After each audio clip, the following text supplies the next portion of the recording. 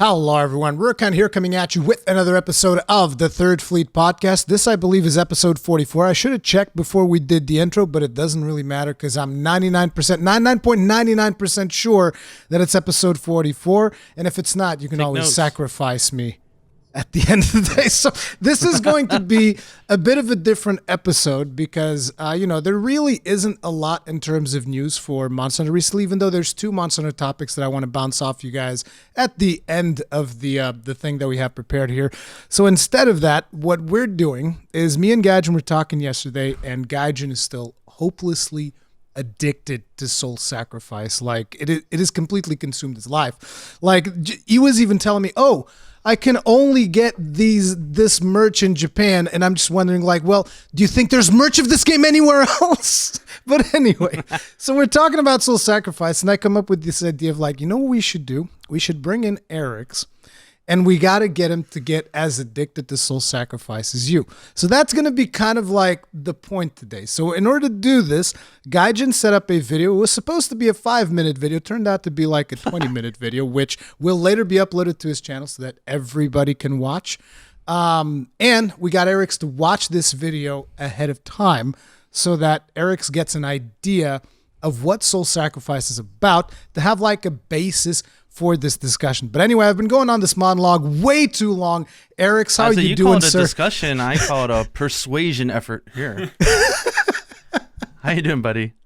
I'm good. Thank you for having me on. I feel like before we start the discussion, right, I need to give people that are watching and listening the insight into what happened yesterday, the tee up to this, right? Rurikhan messaged me on Discord, and he's like, yo, you got 5 minutes? Like, bear in mind, right, when someone messages you, like, yo, can you chat? You got 5 minutes. And they don't give you any context. Firstly, as an anxious person, I'm just like, what's wrong? What's going on? Is this? Oh my God! Like, why have you not told me why you need to talk to me, right? So I'm cooking food, and I'm like, do I need to pause what I'm doing? Do it right now? Like, is there an emergency? I'm like, okay, it's fine. I did this. I even sent him a picture of my saucepan to be like, I'm cooking right now. That was not a euphemism. It's like an actual pan on the top of a hob, and I'm boiling pasta. Anyway, right?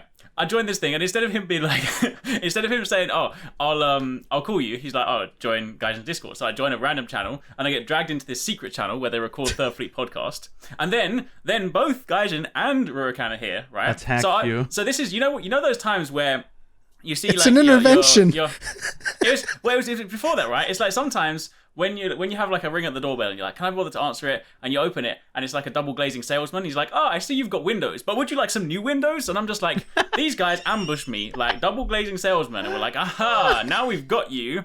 Let's talk to you about soul sacrifice. And I'm just like, okay. What? Okay. So then they basically said, well, they were like, we've got this idea, and then thus I was free, so we're here today. But I just feel like you guys needed to know what happened yesterday to lead up to this, because I got ambushed by these double glazing salesmen that were like, hey, the soul sacrifice glass is better than your current glass. So we are missionaries of Avalon, Sanctuary, and Grimm, so we are knocking on everybody's door trying to spread the message of the great God game. But the thing is I have a funny aside to this. Is I woke up this morning and I was making coffee, and I got a message from Rurikhan that says, you woke? Oh, no. Like, I didn't know if he was asking me, am I woke, like 2021, like, or if I'm awake. And the thing is I have anxiety as well. And I told him the exact same thing. I said, dude, when you just tell me you awake, I get all paranoid. Like, did something happen on my channel? Did something happen on my Twitter? Like, did I say something wrong? Or, like, what happened? And so I get, like, it's almost like you're being called to the principal. It's like when someone says, I need to talk to you. Come see me at 6. And you're like, oh, shit. Like, what's going on? And it's like 2, and it's 3 a.m. and you're like, and your heart's beating, and you're like, what is going on? So it's like, you've just caused 2 anxiety attacks, Rory. Thank you. So let me just tell both of you, or anyone that I ever send a message to, if what I have to talk with you about is like imperative and urgent, I will make sure to say it, okay? If I just say, hey, in that case, it probably just means, hey, last night. I'd like to ask you something, but it's not a big deal. Like last night when I messaged you guys, this was like 1 a.m. for me or something. And I was just like, oh, Gaijin's probably awake by now. I wonder if he's seen the footage that I sent him of soul sacrifice for the video. That was what I wanted to ask. And Gaijin just like says, he's like, would something happen? Is there drama? What's going on? I was like, Jesus Christ. Christ, no, everything's fine. Okay, well, us contacting Arekkz last night was an imperative, urgent matter. We're just DVIzing little things, and we're like, I don't think he's played it before. We need to talk to him, and he's like, let's get him in here. I'm like, yeah, okay. I'm like the innocent child, and he's the one with the crazy ideas, and I'm just like, okay, let's do it. Yeah. So it's like in the scenario where there's like those two kids, and there's one who just like kind of goes along, and then there's the other crazy one who's like, oh man, let's do something crazy, like let's go into that abandoned factory and break some glass. And Gaijin's like, yeah, I normally wouldn't do that, but yeah, let's go. Amazing. Like the vibe we're going for. So Arekkz, you watched the video, right, at this point, and probably, I don't know if Gaijin, if you want to release it before we release the podcast or afterwards, but by the time you're done watching this podcast, most likely that video will be live on Gaijin's channel, and you should check it out as kind of like even an introduction to the stuff that we're talking about here. But Arekkz, you watched it. What are your like initial thoughts about the stuff that you've watched on that video? Well, it was already, because, again, when we spoke about it yesterday, we were like, I'll probably just send you over like 3 or 4 minutes of gameplay just to get a feel for it. And then when I got like a sales pitch video, which does a great job, by the way, definitely watch the video, because I watched it and I was like, I don't have the time, but I really do actually, like, already, I mean, I know the purpose of this thing is to try and convince me, but I'm already like, I kind of want to play this game already, because it looks really cool. And I'm actually very surprised that I haven't heard about it at all in the like apart from obviously seeing your tweets. I literally didn't even know this game existed. So that is the crime of the century, yeah, and that's what I led with. It's people don't even know it exists. Yeah, and it is. Can you imagine if Dragon's Dogma, a game which I will compare it directly to because I think it's that good, and I think people who play it get as fervorous about it as Dragon's Dogma. Have you played Dragon's Dogma? Everyone you met. Just real quick, have you played Dragon's Dogma? Okay, then you know about it. Can you imagine? Like, could you imagine if the general gaming population had never heard of the game? Of Dragon's Dogma? Yeah. But here's the interesting thing. It would be like the worst crime in the world. You'd be like, are you insane? Oh, we knew there was a demo, or we knew there was something, but I didn't know they came out with a new one. Like, but here's the interesting part about Dragon's Dogma is that it suffered from exactly the same thing at the start. The difference is Capcom actually kept supporting it. So it's like, oh, PlayStation 4 is out. Let's make a PlayStation 4 version. Actually, before even the PlayStation version, let's make a PC version, and let's do a Switch. Like, Capcom actually supported it and kept, like, banging that drum. And then there was people like me constantly pushing, no, guys, you don't understand. Dragon's Dogma is amazing. But the developer was actually putting in the work. Whereas with Soul Sacrifice, what happened is it's just kind of like me screaming into a void, and I think there might be like 1 or 2 other content creators that picked up the game, and I'm just like, we need a remaster for this game, and everybody's going like, what is this game? What's going on? Yeah, so, it looks crazy. So I guess I should set up the basis here, because I only just started playing this game a month and a half ago or so. And I've put in about 170 hours. I'll probably put in another few hundred by the end of the year, I'm sure. And I'm just going crazy with it. But it is really similar in a game like Monster Hunter and Dragon's Dogma. Like, content-wise, it's almost the same thing. Like, Critical Path, if you just want to play and listen and enjoy the whole story, what would you say, Rory? I would say maybe 30 anywhere to 40 between hours for Critical Path? 30 to 40 hours for Critical Path. It might be less because just the way that I've played it for start, it's been a long time ago, and Gaijin's actually completely overtaken me because at the time that I've played that game, even though I had played Monster Hunter games before, it had, they sunk their hooks in me. The problem was Monster Hunter games were in platforms like the 3DS, which is something that, quite honestly, I can't sit at home and play a 3DS. So I would only play Monster Hunter when I would be like outside. Sometimes I'd play it at home, but it's always that thing where you're looking at the tiny screen, and I don't even have an XL. So like I have a tiny 3DS, the small model, and I'm looking at that tiny screen, and I'm just like, I love this game. This game is beautiful. I can't stop playing it, but at the same time, my eyes are hurting, and I would rather play it on a big screen, right? So I never really got as deep as I wanted into Monster Hunter, but I had played it. And then jumping into Soul Sacrifice, I didn't have that Monster Hunter mentality of like, oh, I got to grind this specific thing and that specific thing. I was playing it almost like Dark Souls. So instead of going after specific objectives, I just went to the quest. Imagine like looking at all of the optional quests that you have in Monster Hunter, and I'm just like, I'm gonna go do all of these instead of actually focusing on the things that I need first, and then focusing on completion. So I'd have weak spells. I was not properly optimized at all, and then I get to the final boss, and I wasn't able to beat the final boss, and I still haven't beaten it. To be honest, I mean, to give you an idea, like this game has so many optional quests. There's like, I think I counted almost 300 or more than 300 just free quests, like, you know, like HR1, HR2 type of thing, going all the way up to what they have is rank 15.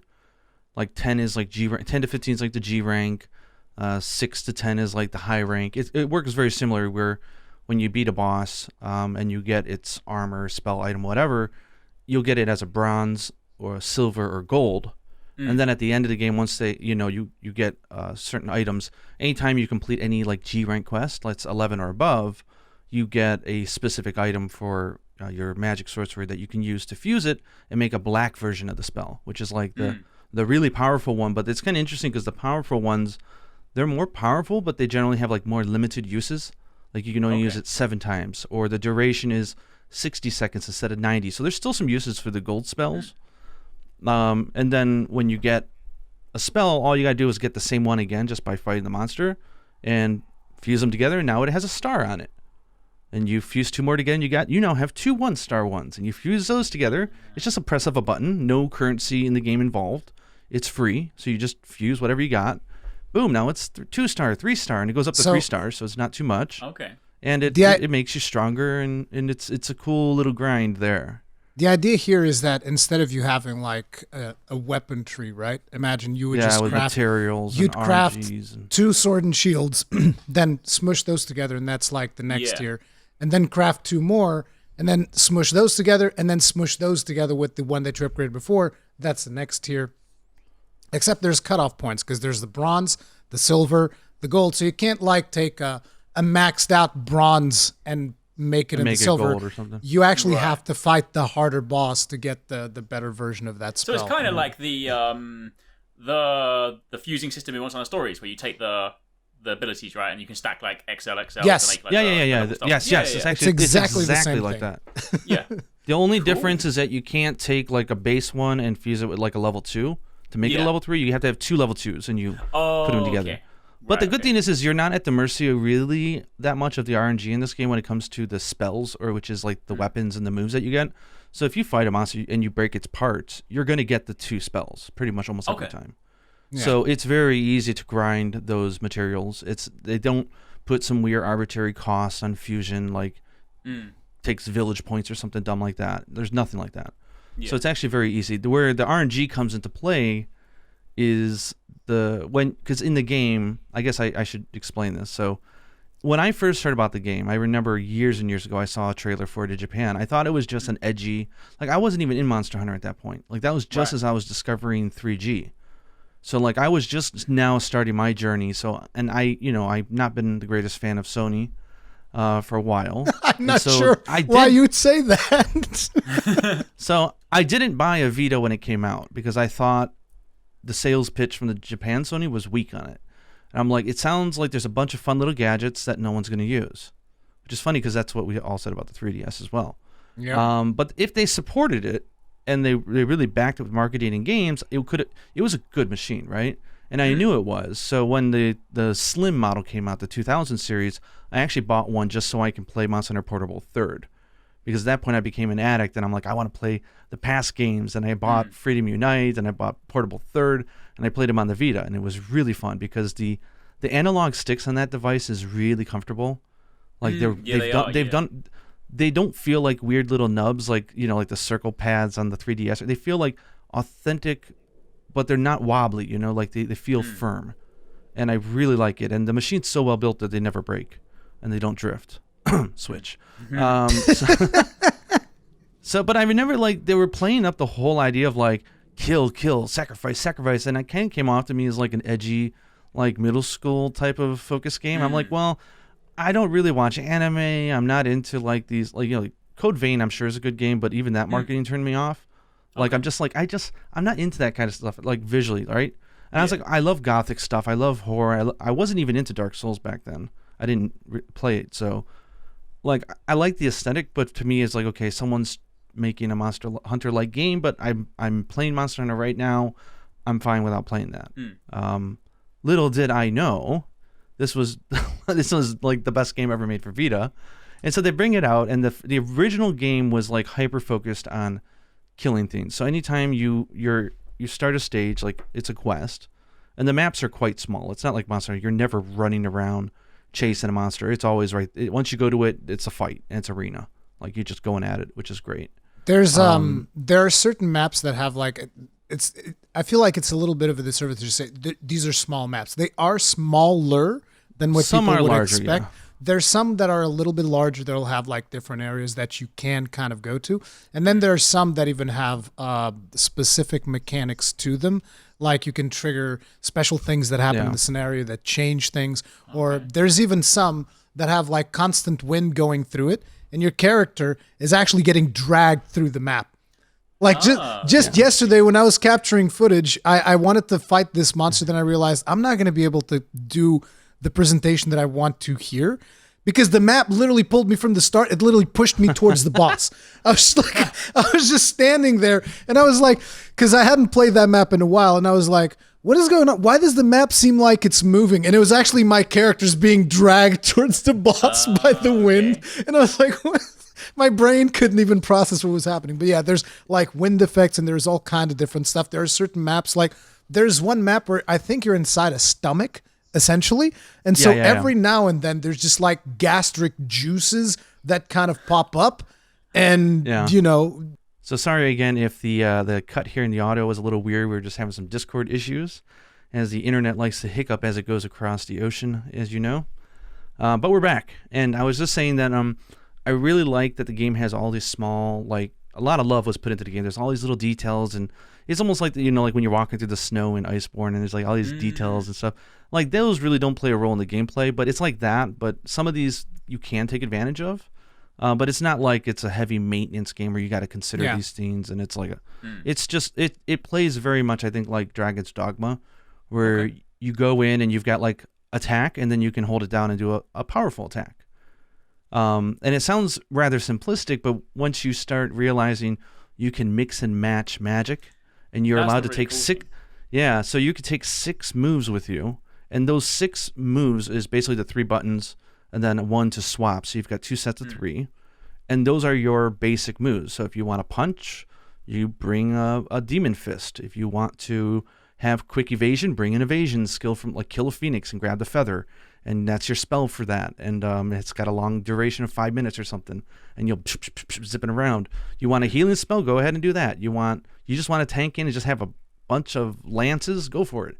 You can have 2. You can equip 2 of each type, and there's like, I don't know, like 24 types of magic at least in this game. Like there's all sorts of stuff, like throwing magic bombs, terrain magic, summons. If I remember correctly, there's 38 different types of magic. So that's just the types. And then each of the types has like multiple specific. So like most of the types will have at least one version for each of the elements, and then special versions from special bosses. So you can have like a thunder spear, and then have a special thunder spear that comes from a special boss. Okay.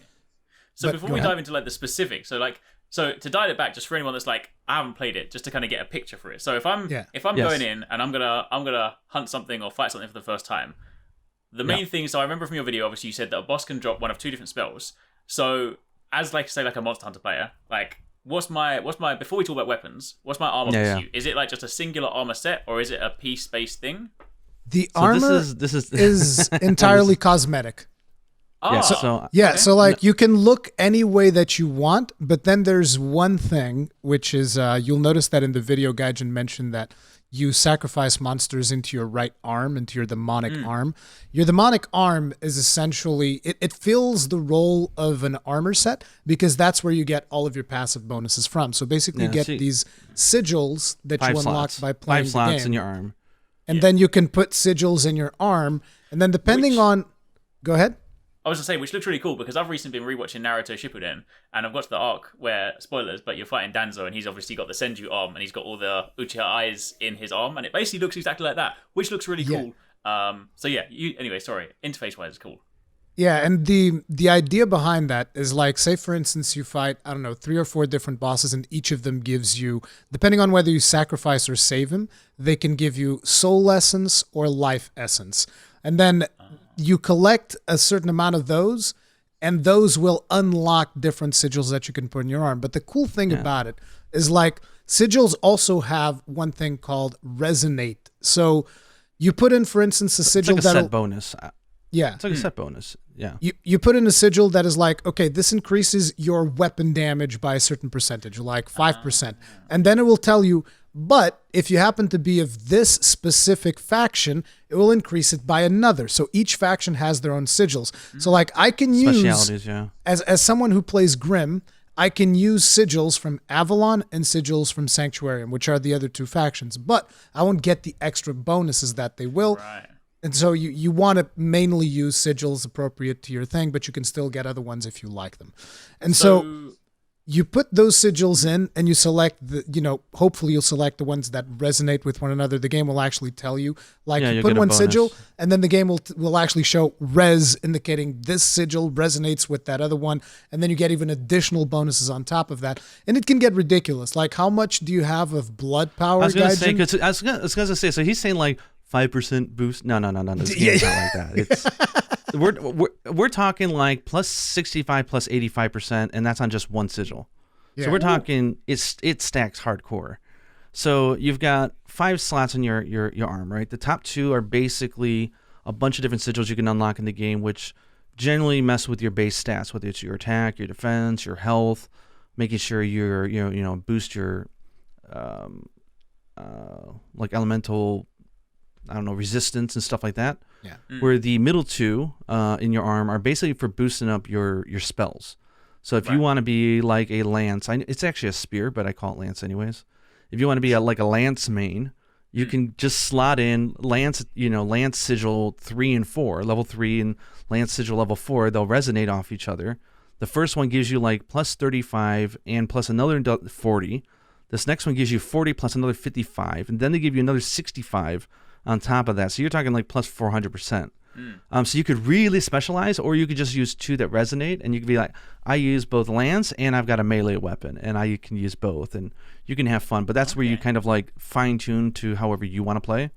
And then your final arm sigil is a really powerful, like, plus 70% attack up or 50% defense up. It depends on what you've unlocked and what you're playing as we'll get into, which is and then there's one more that they added in Delta, which is more of a visual thing, where you can change the visual of your arm.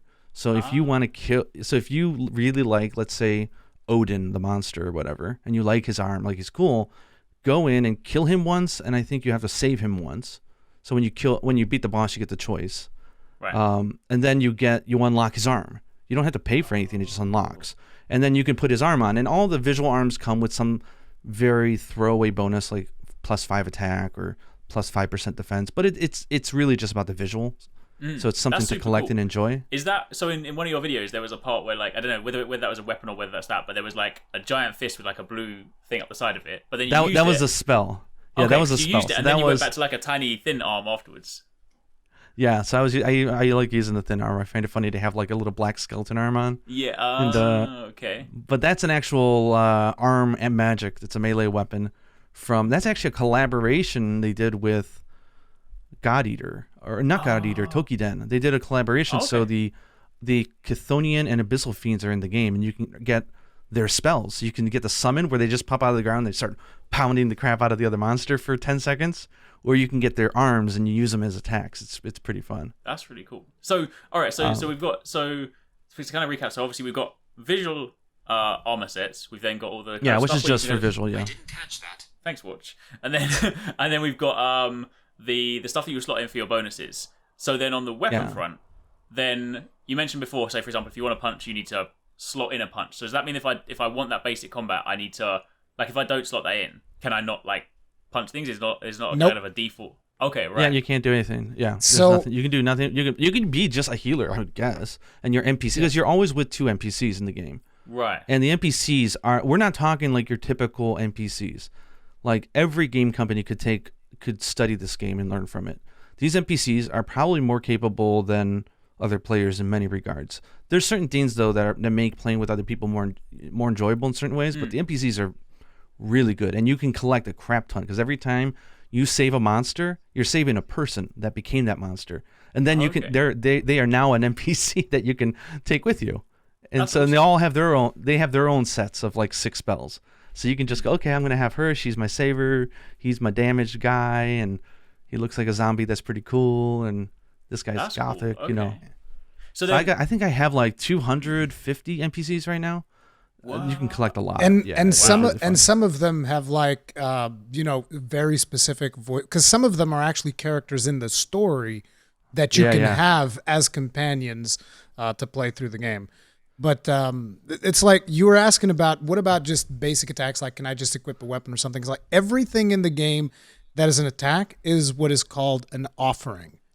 Everything in this game is about offerings, and it's all about sacrificing. Technically speaking, whenever I summon, like for instance, in the video you saw me summon up a fire sword. Whenever you summon that, you're actually sacrificing something. You're making an offering, and that offering enables you to get that weapon. In the grand scheme of things, it's a spell cast. It's like you have a certain number of them that you can do, and here you go. Here's a spell cast. But depending on the faction that you have, you can extend how long those spell casts last. So say, for instance, there will be smaller monsters in the map, and you'll go up and you'll kill like a rat or a cat or something like that, which these are actually called like goblins and trolls and whatnot. Ogres, the cats are called ogres. It's really funny. It's but basically these are rats and cats that are just like disfigured and they look terrible, and you kill them, and then you can choose. So say, for instance, you're in Gaijin's factions, which is Sanctuarium, and you can go and you can save those animals, and that restores offerings to all of the offerings that you currently have. It doesn't take you back to the max level of offerings, but it'll give you a couple of more casts.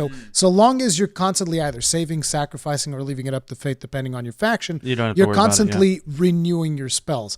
Then there's also things in the map that you can interact with to renew your spells some more.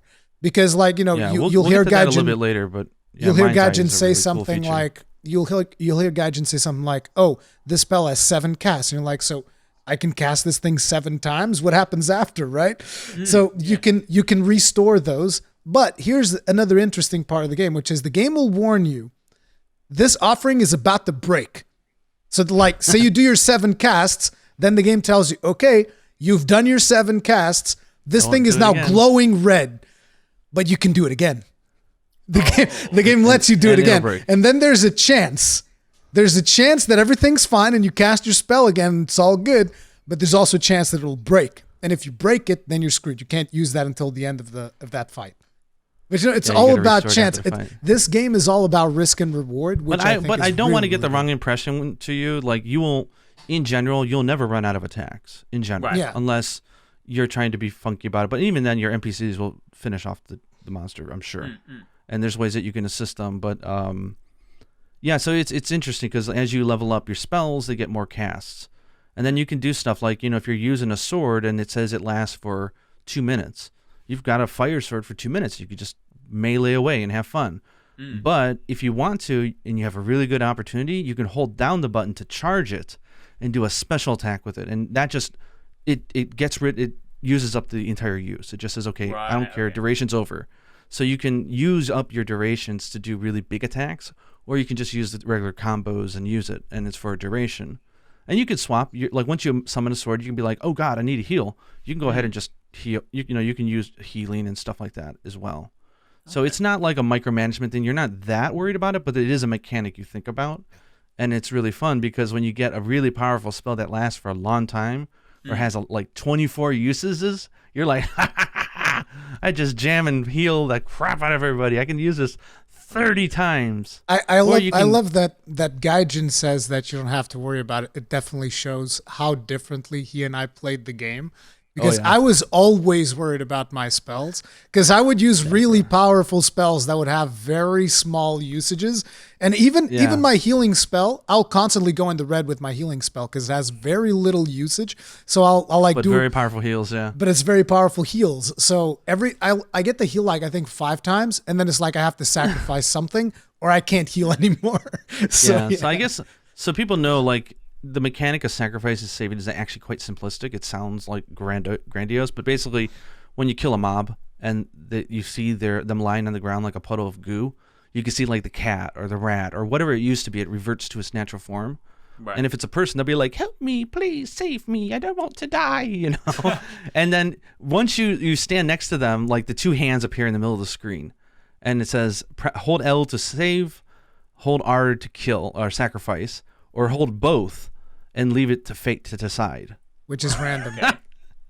And there's different things that can happen depending on which faction or affiliation you've decided at that particular moment to be, which you can change all the time. So if you're like an Avalon, which is like the red and black, this is all the Arekkz colors. Like the whole idea is we are going to sacrifice everything. We are going to clean up the earth of all these wretched beasts. But you're also taking in all their curses as well. So they're actually quite fragile. So they are glass cannons. So it's actually like a long distance type of playstyle is to be Avalon, because in the later levels, it's almost like you get hit once or twice and you're dead. But you get you get incredible power. Like we're talking like 5 times more power than some of the other classes. Like I had a power of like 100 at one point, and Rory's like, I've got like 400. I'm like, whoa, okay, that's different. I was like, yeah, but I'll never die, and you die at a flink of the wind, you know. So it's really fun because everyone has a different play style. You could choose NPCs of different styles, and they complement each other. So that's Avalon. And the way it works is when you decide to just kill something and sacrifice it, that is the mechanic that restores your spells. And it restores it by 2 uses, so 2 casts for all your spells. So like as long as you kill 3 mobs, you just restored 6 uses of every spell you have. So it's very easy to just run off and kill a mob, which spawns, and boom, you're fine. You just have to keep that in mind. And if you decide to save somebody in your Avalon, it heals you. So if you need health, you can go and you can save them and it'll heal you. And then I think if you do Grim, I think if you leave it to fate, they'll either get sacrificed or killed, but it wasn't your choice. It just, hey, I didn't do it. That's your god. You can yell at him. You know, like that's up to fate. So you do that, which is really fun. Because it's like an hourglass, it's like rolling dice, and then it's really funny to see what happens, and like you'll get like 10 kills in a row. I'm like, man, your god hates you today, all of you, like you're all dying. And so if you do that, it raises, I think, your defense. And then if you're playing Sanctuary, which is the blue and white, it's kind of like the color affiliate, the fiction. They believe in saving everybody, so it flips the bonuses. So, and this was not like this in the first game. No. They had different bonuses, but it kind of made you always go back to sacrificing in order to get power to restore your offerings, where now in Delta they fixed it. So it's like, you want to be Sanctuary, you can be Sanctuary. So your point to restore your casting or your usages, you're going to save monsters. If you kill them, you get a power boost. And then if you leave it up to fate, you get a defense boost. And then for Grim, if you leave it up to fate, you get to restore your spells. If you kill them, you get a power boost. And if you save them, you get a defense boost or life heal or something like that. So they flip around the order. You're not locked into any one way of playing. And it's really funny because if you have like an NPC who's from Sanctuary and you kill a monster, and she'll be, you foul beast, I can't believe you did that. Amazing. And they will just curse you out like, you betrayed us. Oh my God. You know, but you can just ignore them. It's really funny. So it's kind of fun. You can go crazy. Like, you can have we're all going Avalon, baby. We're just going to blast the crap out of the monster and kill it really fast. And or you can have like the Sanctuary guys like I was. And Sanctuary is kind of like way too strong in my opinion. I like it. It's like the longsword of the game. So it's got high defense, low attack, but you can augment that by going and collecting sigils in the game. It's like collecting armor or talismans. And those have very clear goals, which I'll get into. And Grim has a lot of life and balanced attack and stuff, so you can pretty much do anything you want. It's freestyle. But there's a certain type of attack called blood attack, which uses up your life as you use it. Like your life will start to go down with every attack. So you use your HP, but the thing is these things never break because you're using your blood. So it's an infinite attack that you can always do. And there's one that's almost like dual blades. It's like it does like the demon flurry attack. It's so good. Ooh. And anytime I get to like 20% health, my NPC Sanctuary girl, she runs up and heals me. Oh, I've got you. And I'm like, thanks. Look at Gaijin already selling Sanctuary and doesn't even let Arekkz like make decisions. It's like, listen, I just gotta play Sanctuary. I'm just like, this is so good.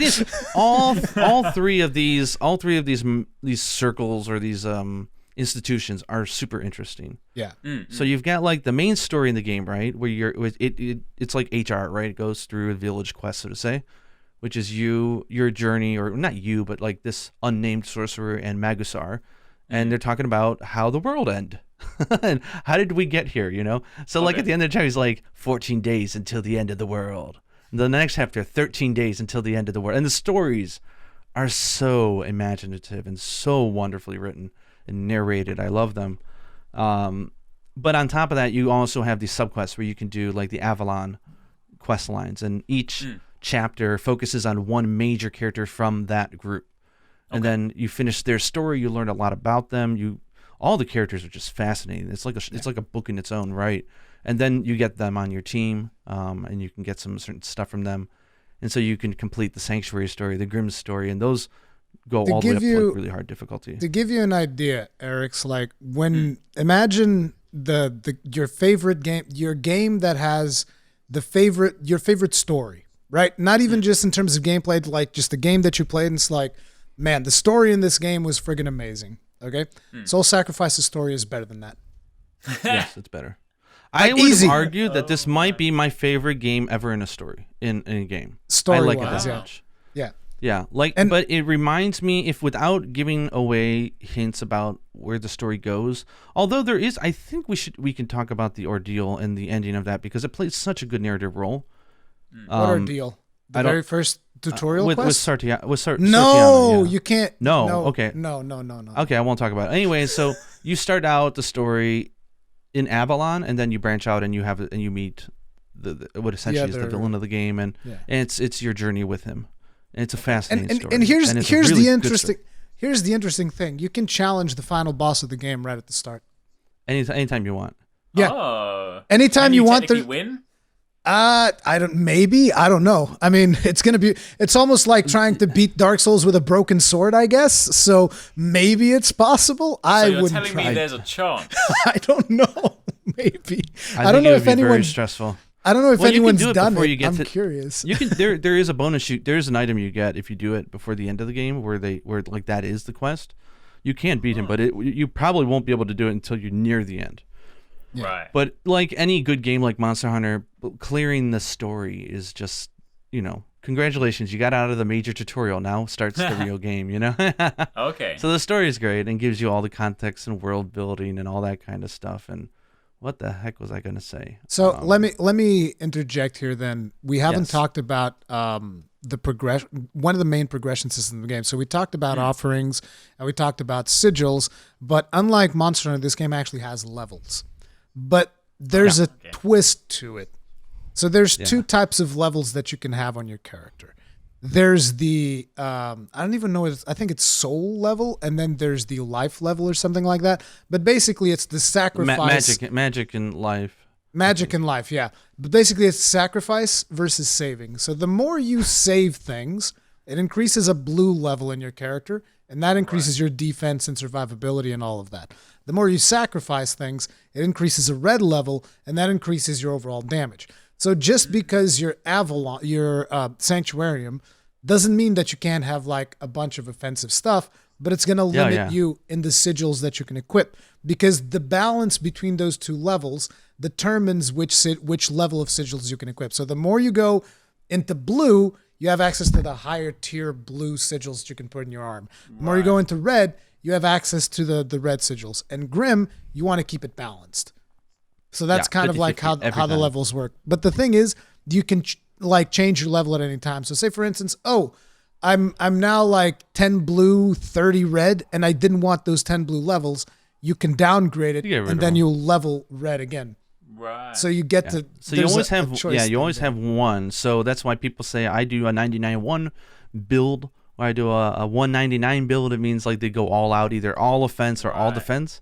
Or you can do like the 50-50, which is Grimm, because most of their spells require you to be 50-50 power and life. But you can mix and match it, and there's different levels. Like you can have like the Demon Arm all the way up to 6, which is level 99 of your levels are red. Okay. And you get demon arm 6, and there's some special things you could do with that. And level 98 down to 80, I think, or something like that, is devil arm 5, and then you got 4, 3, 2, 1, and stuff like that. So there's lots of fun things to play around with, however you want to split your characters. But it's not like one of those like you got to plan it out, or like I've changed my level now, because once you get to like a level 100, which is the maximum, well, which is probably post main story, it gets very easy to. I did it before. Remember, we prestiged my character you before I killed Magusar. So when you get to level 100, you can sacrifice all 100 levels to get a special heart sigil. So this only works if you kill off all 100 levels. And it's a special sigil that goes in your heart, and it gives like 110% boost to any like weapon or skill type that you want. So you've got like 30 choices. Like I want a 110% damage increase for spears. Okay, and I get heart sigil level 1 for spear, and I can slot that in. So it's just a way to go even crazier. It's like the G rank. So if you did that, does that then mean you then need to accumulate another 100 levels again? Yes. Awesome. Yes, but me and him did it in like 17 minutes. We got 100 minutes. Gaijin's already broke the game. Because like I got Gaijin into the game, and then he broke it. Basically, he's like, "Hey Ruri, let's go do this thing, and let's see if I can level you up to 100 in like one quest." The thing is, and we did that. Is, I could do it now in double the speed than we did it. I found a much faster way. So he broke it even really more. Fun. It's not that bad, but the thing is, like, we call it prestiging. I don't know what the term is. I think it's ascension, but you're basically prestiging, and then you get to choose which one you do. But you could also, if you want to go crazy, you don't need to though. You can go like what I did. I have Lance Heart Sigil level 10, which means I've used 1,000 levels on Lance. Wow. To get, and that gives me a 150% or 160% damage increase boost for Lance. Then I mix that with all the top sigils I have, and it's fun because the sigils are like your equipment, right? And it's like this one is Lance 7. It's the final one. And what do I need to get it? I need because when you sacrifice or you save a boss, like a monster, you get a drop, which is like like you can think of it like an orb or a pallium. There's only one type, right? You either get the red ones for killing, or you get the blue ones for saving. So life essence or soul essence. And then there's the regular one. So let's say there's a Hansel and Gretel. They're actually in the game, and they're grotesque as hell. Like, it's really interesting. Okay. So Hansel and Gretel spirit for a low level one. If I fight them at like a mid level quest, I might get lucky and get Hansel and Gretel plus, and it's kind of like getting a ruby. Or if I go for an even harder quest, I can get the plus plus, and then the final rare one, which is like pallium, is plus plus plus. And so if I get Hansel and Gretel soul plus plus plus and spirit plus plus plus, just by obtaining those, I now can equip level 7 Lance. So it's got very clear goals. It tells you what they are, and it doesn't consume them. So if another spell requires that same soul, you already have it, so it counts. So you're just building up, your character. So we've talked a lot. I think it's time for Arekkz to ask a few questions. Arekkz, yeah, I'm sorry. You've been absorbing Gaijin's because Gaijin loves this. Like, he can't stop talking about it. So it's just a thing. But like, well, okay. How do you feel so far? I have a question for you. Like, I'm curious. Like, what did you think? Because in the video that I did, I very specifically wanted to include story bits, whether it was narrated or the music or just the atmosphere. What did you think about like the atmosphere? So I thought that stuff was really, really cool. I feel like obviously everyone's kind of got different like motivations. I'm someone that I always feel bad when I say this about games. I'm not really someone that cares about story a lot of the time. Not to say, I appreciate fantastic narrative, but I feel like I'm as someone that kind of grew up as like a Nintendo kid. I'm like, gameplay first. I'm like, I want to play games. I want to do cool stuff. And then you can tell me a story. And like, if you were like, oh, this game is super cool, but there's no story, I'd be like, that's fine. But if you were like, there's a really good story, but there's no gameplay, I'd be like, I'm not playing your game. I feel bad for even saying this, but I'll say it right now. You can skip all the story. Yeah. You can you can just hit R and flip right to the boss. You don't actually, you can just go back and read it. You can just go back and get it later. You don't have to read it. I will say, however, though, like, watching the story, I do like the way that, because, especially given when the game came out, it would be very easy, and I would kind of have expected a lot of the story just to be delivered with like text on screen, read this stuff. I like the fact they had like all that narration, so I do feel like if that is something that is like really important to you, I think it's a fantastic way of delivering it. So like it was super cool to hear it. But for me, I mean, I was just like, in the video, I was like, I just want to see the gameplay because this is me, and this is like that was the stuff that jumped out to me the most. But yeah, I do think it is definitely because I can't, you think back to like Monster Hunter, how like it delivers the story. You know, you're reading these text boxes and whatever kind of stuff you get. So it is, given the time it came out, I think fantastic delivery for that. Yeah, and I didn't show too much in the video because I didn't want to give spoilers. But there's a lot of points where they use some very interesting 2D art in those story scenes where it's like a picture book. You get some real pictures and stuff and effects and like red crazy fonts of like kill, kill, kill, and like they go through like it's a very emotional journey, and it's very much talking about. So if you're into that kind of stuff, like the light and darkness and meaning the interesting thing about the story as well is to Arekkz's point, because you like gameplay more than anything. It's like this game doesn't, even though like I said the story is amazing.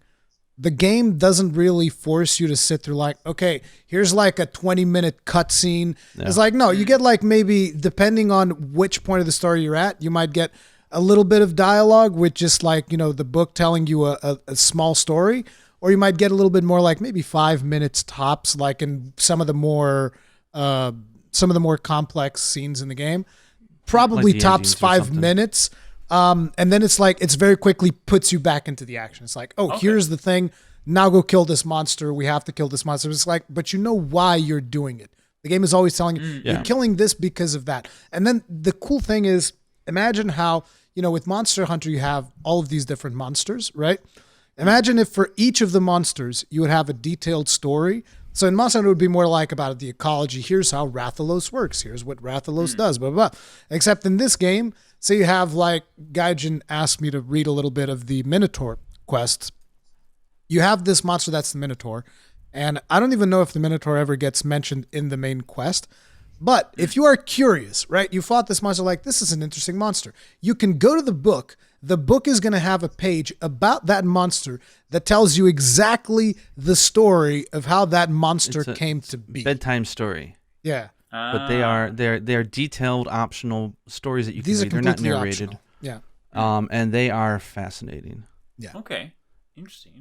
Yeah. So that stuff is cool. I think it's nice kind of giving people options to like, if that's what you want to sort of dig into. So I think that is that is really cool. But I guess for me, I mean, because the things that like jumped out to me the most, like the question I'll ask in a minute, but like initially, I'm going to explain it in a very sort of like basic way, because for people that don't know Soul Sacrifice, but the cool thing I saw in the video is from your gameplay when it's like being able to combine different things in. So like if you were playing Monster Hunter, you're like, all right, I got a sword and shield. This is what I can do. And that's it. Right, but in this game, it's like, I'm going to put like a flaming pit on the floor, then I'm going to stand in this and put another spell in this, and then it turns into something completely different. Which the whole kind of combination nature is very interesting to me. So I feel like my initial question, actually, before we get to this one, I should go back. What are the available weapons? Like, I know there's spells in this as well, but like, if I were to, again, I'm a Monster Hunter player, right? So I'm like, there's 14 weapons. What is my equivalency in this game? Is it like melee weapons and this weapon's like? Where do I start on that? So it's not really weapons, it's spells. You need to look at everything as a spell. So whenever you summon like a sword, that is essentially a spell that you've casted that, something shows up in your hand and it's like you're wielding it, right? So you've made a sacrifice of an offering and something was summoned, and at the end of the day it's a weapon. But the reason I like to call them spells is because you have a weapon that's a melee weapon. But like, say, for instance, I would use one thing that's called the Fire Drake Egg.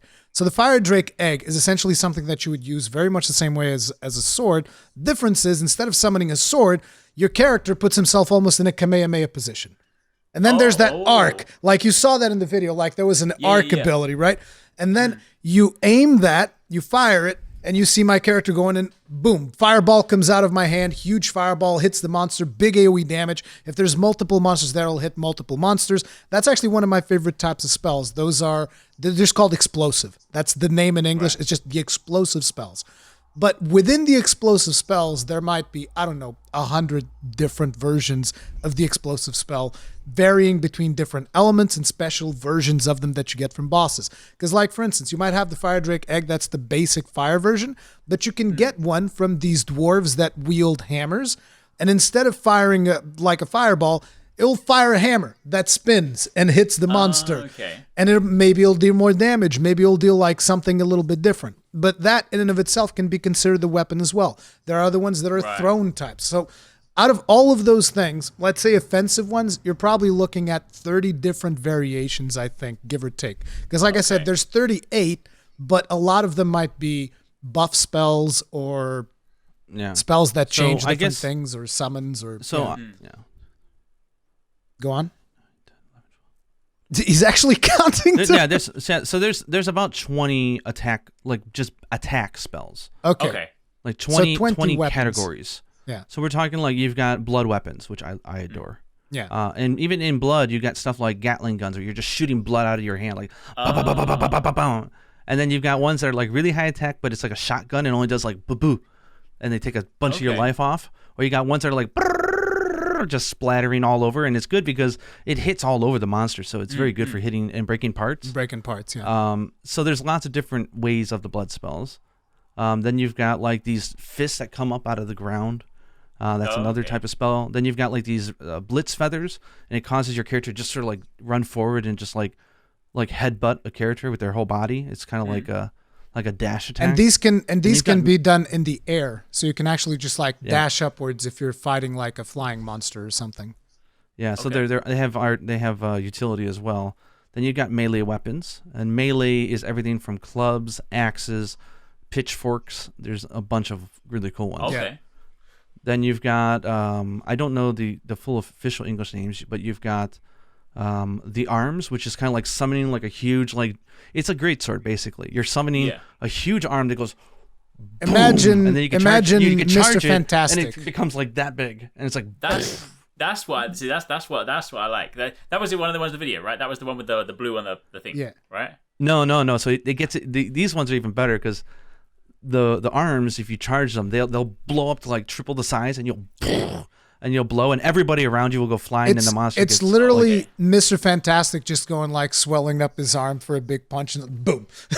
See, that sounds like the kind of thing that I want to use. Cool. That's the me type weapon. That's what I was waiting to hear. I was like, I want to know about this kind of stuff. And there's a bunch of those. Then you've got the spears, which I adore. And spears have all different ones where they have like charge attacks that are like bzzz, like you're shooting like Zeus, like thunder out of your trident. Okay. They've got ones where you do like a jump up and you stab the ground and it goes and it blows up. You got ones that are just like poke. So what I like to do is there's a spell it's a utility spell that raises a platform under you, sort of like, like the animes where like you raise the ground underneath you. Yeah. And it goes, and you're now at the eye level of a very tall monster, and then you can just start smashing their face in to break their face off, and other players can climb up there as well and do it with. It's really you can create your own environment. It's cool. Yeah. So lances and spears I love. Then there's the beast arms, which is another type of punching thing. So if you've seen the part of the video where I set the harpy on fire, that's a beast arm. It's basically like a flamethrower type thing. But the cool thing is that depending on the element that you put on it, you get different effects. So I did the Infernal Hell. That makes the mob, I think, take like a dot damage for a while after you achieve Infernal Hell. If you do it with ice, the monster becomes frozen for a while. If you do it with lightning, I think they become stunned. And then with stone, there's petrify. There's like all of these different effects that you can do with the beast arms. And any type of element, really, like so long as you're dealing elemental damage, there's a chance of you triggering that Infernal Hell or freeze or whatever they call it. Yeah, and then you've got transformation type. This is like a type A. It's where you do like this is so cool. So no. I got to tell them the what's it called the jack-o'-lantern. So there's a monster. This is the type. Yeah. That's a jack-o'-lantern, right? And he just kind of like he rolls at you and attacks you, and so you kill him and you get that spell. So your character can literally just like transform into a ball. And then you can yeet yourself at the monsters as amazing. A ball. That is so cool. I think I did that in the video. I think I had a gargoyle, which was just like a stone ball.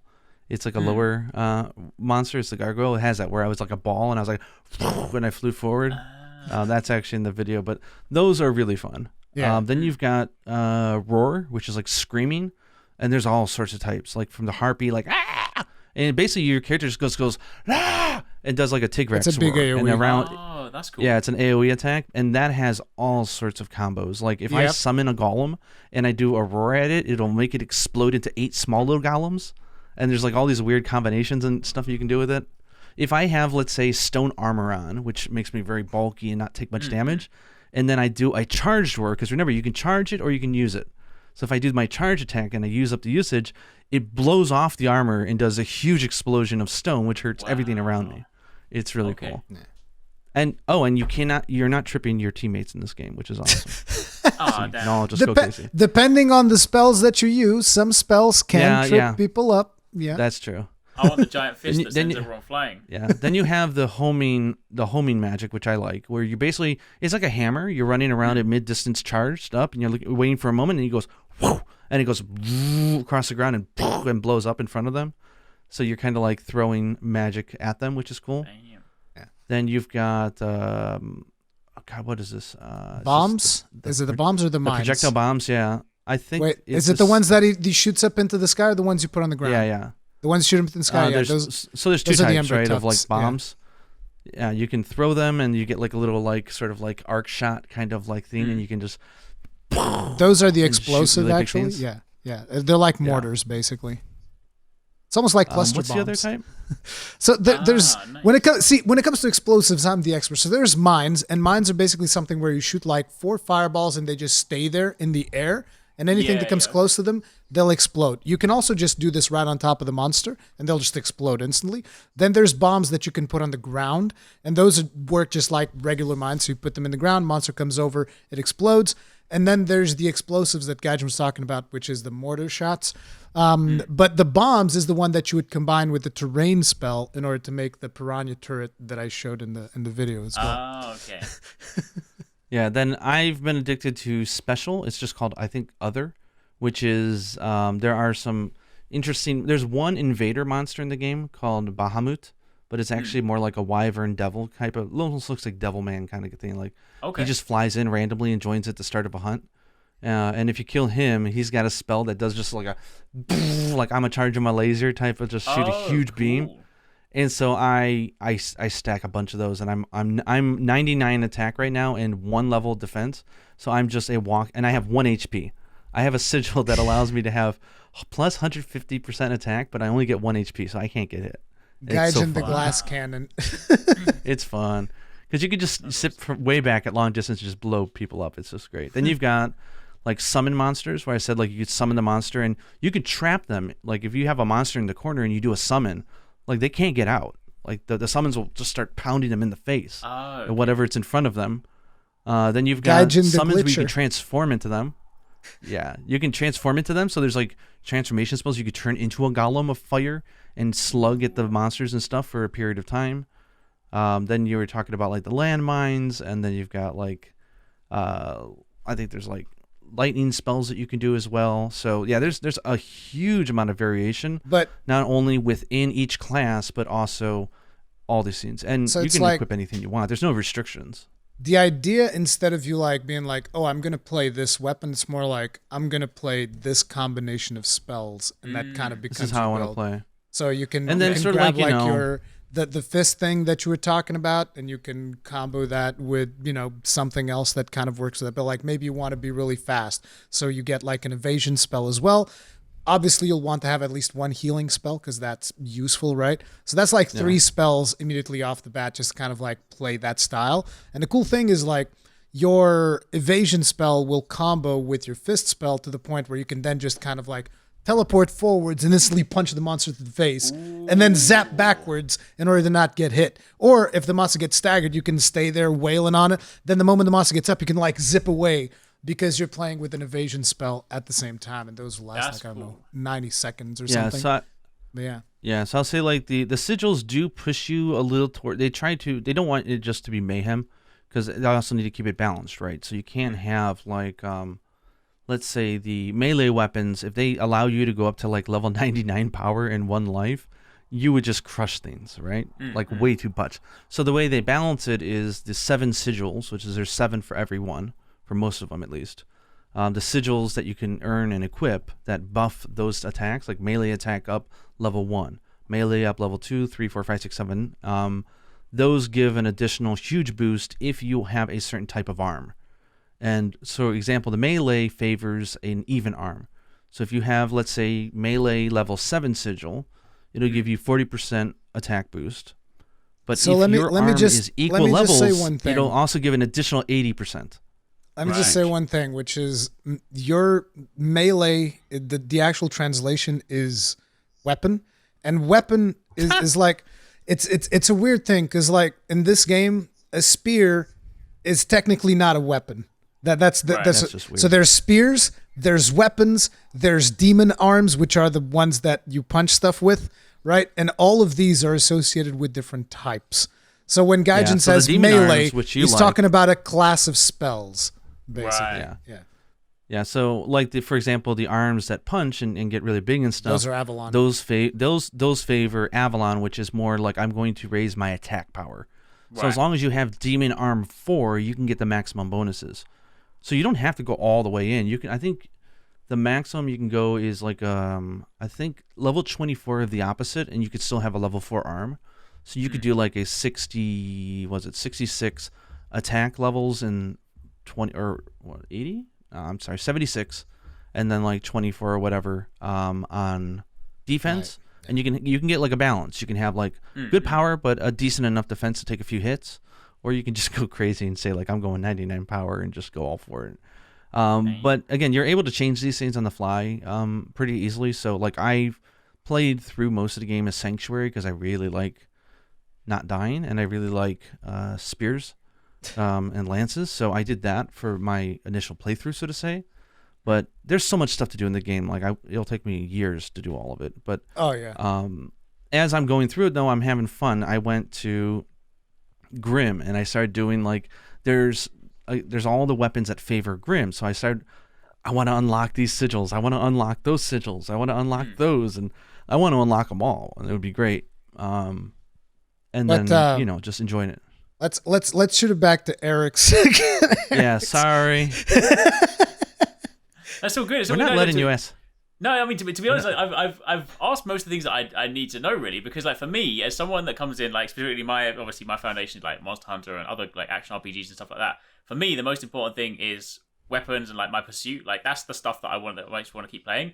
The whole notion of like combining all these things to have like seemingly infinite combinations. I mean, obviously not infinite, but like a lot of combinations. Is I think the most exciting thing about the game, and that's the thing that like when I was watching through the video, like I was already like, oh, gameplay wise it looks kind of cool, but then suddenly when I saw this sort of stacking nature, I was like, oh, now this is that was the point where I went from like this is kind of cool to I actually kind of want to play this now. Okay. Now you just gave me the perfect point. Now I've been saving this now for the entire time because I know this is where I'm going to get you. Here we go. And I didn't talk about it in my video, which I might actually add before I publish it. But there is one very special action you can do in this game, which is called a black right. Okay. Oh, we haven't even talked about sacrificing people, but yeah, let's get to the black right. So the black rights you unlock as you play the game, and you level up either your magic arm or your life arm. So as long as you're leveling up, you're going to unlock these. And basically, they're a list of special spells that you can do that I think you have to be like under. Was it like 80% health or something? And then it becomes available to use. Even if you heal, though, you can use it anytime, pretty much. It's just there. It's on the bottom left of the screen, an icon. Think of it like what's that skill in Monster Hunter that triggers after you take a certain amount of damage or guts? It gives you. No, it's not guts. It's the one where I forget the one that usually comes in Zenogre's armor. You guys know the one I'm talking. What? Agitator. No, not Agitator. It's the one that comes in Zenogre's Divine armor. Blessing? I know what you're talking about. The late power. Power Unleashed. Latent power. Or something. Latent power, yeah. Think of it like latent power. So whenever latent power would proc, you basically enable that ability and you have it for the rest of the fight, but you can only use it once. Okay. So when you do it, you equip the one that you want to choose as part of your loadout. And you get to sacrifice one of your body parts to do something mega powerful. Okay. So, for example, the one that Rory likes to give an example because you have it at the beginning of the game and it's cool, you can sacrifice your body, your skin. And what happens is the screen turns black around. You can see you using magic in your body. You engulf your body in flames, and then the whole arena becomes flaming hell. A huge spirit comes out of your body and goes brrr, and does like 2,000 damage. 2,000 is a lot, okay? And it does massive damage. So if you think like, okay, I'm about to like, we're near the end of the hunt, boom, you can just kill it. It's like a limit break, kind of. That's awesome. So but you can use it at any time. So if I use it in the middle of a fight, what happens is then after I do it, I start taking my defense is halved. Your elemental defense. Your elemental defense goes down. So every one of these black rights has a price, because the whole thing about the game is about sacrificing. So in this case, you sacrifice your skin. So for all intents and purposes, your character is now like in living flesh. There's no skin around you anymore. Okay. So it's just like you're taking additional damage because you sacrificed your skin. But sacrificing your skin is like one of the easier ones that you can do, because it's not really a big deal. I say it's not a big deal because it's the one that, to me, I feel like it has the least amount of negative points, because there are other ones like, say, you can sacrifice your legs and then your character can't run or dodge anymore for the rest of the fight. You can sacrifice your eyes and then your character actually gets like a darkened aura around, and you get a very you rip small out one of your eyeballs. Yeah. So you rip out one of your character sits there and they go, Gah! And they rip out one of their eyeballs. Blood spurts out. It's like Mortal Kombat. And then all of a sudden you get all these floating eyes around you like a big spell. And you can use them like Magneto to cause the monster to turn to stone. So if your NPCs or any other players, they're going to be going ham on that monster for that duration that you're keeping it petrified. So it could really mean the difference. And afterwards, it's like you're looking through this little pee hole. You got this little visual thing, and the rest of the screen is black. It's so funny. And you can still play. It's really funny. And here's the thing: at the end of the quest, that thing doesn't go away. So, like, if you immediately go into another quest, you still you're fine. You're still at the little tiny black screen, or you're still taking more damage because you've sacrificed something. So but whenever in general, you do what you're that, gonna do is you go to the book and you can kind of like rewrite the story. Restart the book has like a currency that it gives you, which I was kind of thinking to call this kind of like Kimura points, but in reality, it's more like gold, because this game doesn't have gold currency. Right. Okay. Yeah. You don't buy. So basically, whenever. The thing is, this book, he's got an eye. I'm not sure if you've ever seen a picture of it. It's Libram. He's got a big eye. And what happens is, whenever you complete a story, these are memories that are written into the book, and the book cries because you get sentimental about it. And so you go there and you wipe pretty sad stories. Yeah. You wipe the tears off of the book and basically collect this thing called lacrima, and that allows you to rewrite some parts of the book. So whenever you sacrifice something, the story becomes you've sacrificed your skin in this quest, but then you go and you're like, well, I'll take these tears and actually rewrite that. Let's just not sacrifice that. I just want my stuff back. But basically, it's like gold. Awesome. So it's kind of like an investment thing that. So my favorite is it's like it feels like a Sanctuary one, where is it your heart or is it your brain? I think it's your heart. Know. You sacrifice your heart, I think it is, and I forgive me if I'm wrong. Yeah, I'm pretty sure it is. So you sacrifice your heart, and what happens is you sit there like limped dead on the ground, and you're glowing in like white divine aura, and for like the next I don't know, like 60 seconds, like a whole full minute, the other NPCs or players can go up to you and pull out a huge glowing sword out of you. Whoa. You become a spawn point, and then they can use that to do massive damage against the. There's one called Excalibur. Isn't that your spine? Well, there's that's your sacrifice. I forget. Maybe they called it spine in English, but there's also Excalibur, which is like it's the evil version of it. So you turn your body into a flesh sword that other players will then wield and attack the monster with. It's crazy. Cool. So the black rights are just. You don't have to use them, but man, are they fun. And they're just spectacles, and it's a huge, big moment, and it's just a fun thing to do.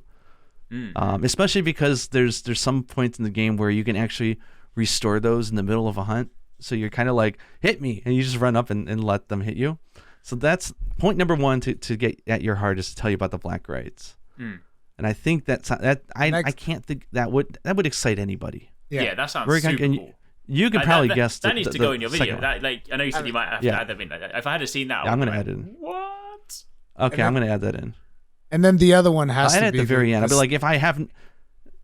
The sacrifice mechanic. The sacrifice mechanic. You go for it. Explain so this is it's also a multiplayer game, so you can play this with 4 other players. You can't do the main story with other people because the main story is like its own thing. But all of the other like side packs and whatnot and collaborations and all this, these are all multiplayer quests, almost like Monster Hunter Hub. So you can just host the quest, anybody can join. So the other mechanic is the sacrifice mechanic, because we've been talking about sacrificing, saving. So say, for instance, you're in a quest and you died, right? You're in the ground and you can actually scream out 3 different things. You can choose to die and instantly just like die, you're dead, that's it. You can ask for somebody to save you.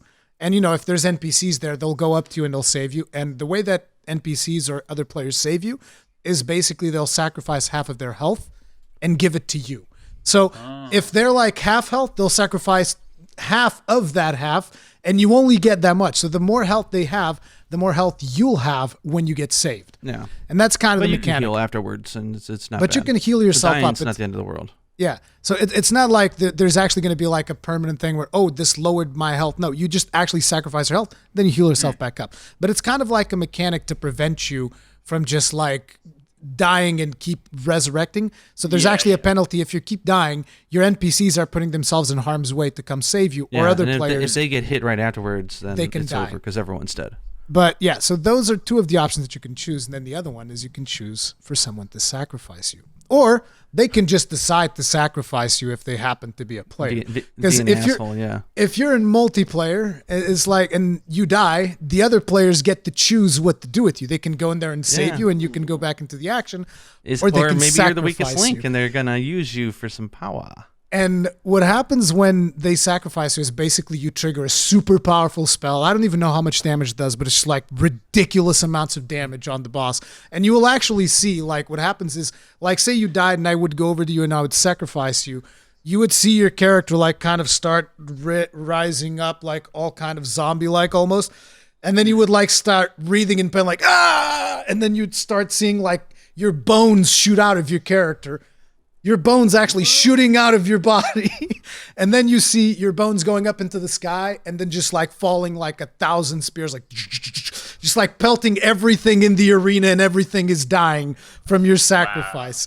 Wow. So that is the thing. And here's the really cool thing that I always try to do whenever I have a chance, which is like, say I'm fighting a boss. The boss is about to die, and you can see this through a mechanic that we'll talk about in a bit. But the boss is about to die. You're like, okay, I'm going to let myself die, and I'm going to tell my NPCs or the other players to sacrifice me, because then you get a martyr bonus at the end of the quest. You actually get rewarded for being sacrificed because you contributed a lot to the quest. It's like, hey, I got sacrificed. But here's the added kicker. You think, okay, so they sacrificed me, so like, that's it for me. Like, I'm done in this quest. No. After they sacrifice, or after you permanently die, whichever one happens, right? You're still in the quest. You're a spirit now, and you can actually influence the quest by going up to other players, and you can increase the damage that they're dealing. You can put debuffs on the boss so that the boss takes more damage from all the other players. You can help other players by, like, you can go and you can collect. Remember, I told you there'll be stuff in the maps to recover your offerings. Spells. You would go and you collect one of those, and then you would possess a player, and that would recover their offerings as you possess them. You can go and you can grab a shield, and because sometimes there'll be like shields in the map that you can pick up.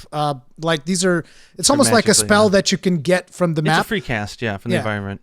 So you can go there as a ghost, pick up the shield, and then put yourself in front of your fellow players to kind of like shield them. Or you can even pick up weapons. You're a ghost. Yeah, you can even pick up weapons and keep attacking the monster. Not going to deal as much damage as if you were alive, but you can still influence things even after you die, which is that's really cool. I like that. Awesome. So I think what I'm going to do on my video is I'm going to say, if I haven't told you now, here's the crazy. Here's what's going to sell you. And I'm going to show you. I'm going to show you I'm going to talk about the black rights and then sacrificing. And then so the thing is that depending on the faction you're at, if you're Grim, you do 2,500 damage to everything. Like on the screen, it's just a massive amount. And it also freezes the monster for quite some time, so people can attack it, which is great. If you're playing Sanctuary, what it does is it does 2,000 damage and it heals everybody to max health. And if you're playing Grim, it restores all their spells and does 2,000 damage. Avalon. No, that's Grim.